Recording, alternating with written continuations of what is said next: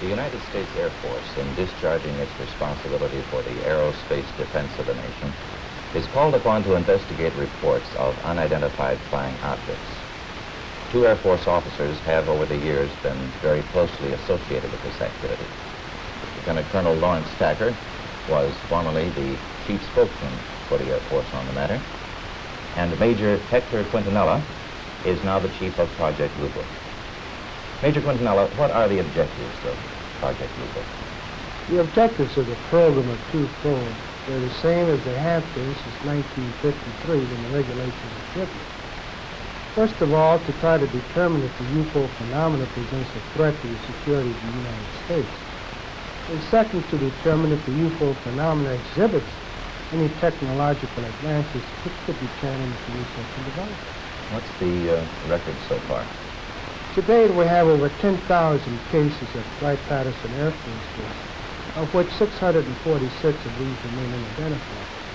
That's not to say that we could not have identified more cases if we had gotten to the observer quickly and checked the local activity. The Air Force has been accused from time to time of hiding information about UFO. What do you have to say to that, Colonel Tacker? Well, these charges are absolutely untrue.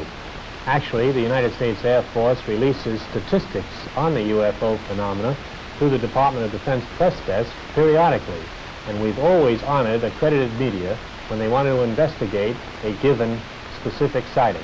There's nothing to hide? There's nothing to hide at all. Is there anything in the files, either classified or unclassified, that would indicate that there may be extraterrestrial visitors over here?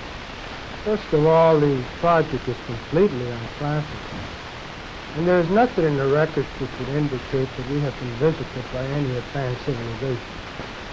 How does the Air Force look upon people who make reports of UFO? Do they look on them as qualified observers?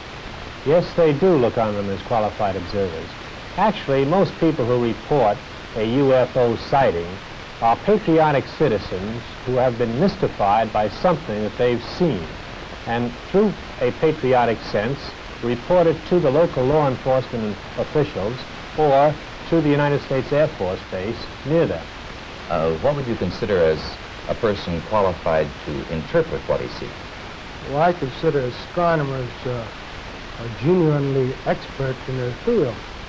First of all, they have a tremendous advantage over the other physical scientists, and that is that they have powerful telescopes and photographic equipment to confirm their interpretation. Do astronomical laboratories make any contribution to the UFO program? In a negative way they do, because I've never received a UFO report from an observatory. Not a one? Not a single one. Well, how about the tracking and detection facilities that the Air Force itself has? How does this fit with the program?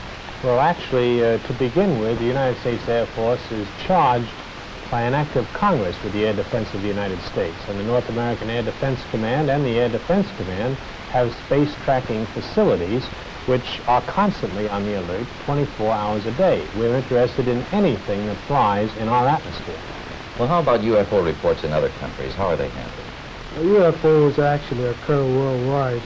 However, the United States is the only country in the world that places as much emphasis on the phenomenon. Other countries place a burden of proof on the observer and not on their Air Force. And that would make your job a lot easier if they did that here. Yes, it would. Thank you, Colonel Tacker, Major Quintanilla. I would like to close by reading a very brief excerpt from the report of the Air Force's Scientific Advisory Board, which they made recently upon completing a detailed review of the subject of UFO. This is a statement. The committee concluded that in the 19 years since the first UFO was sighted, there has been no evidence that unidentified flying objects are a threat to our national security.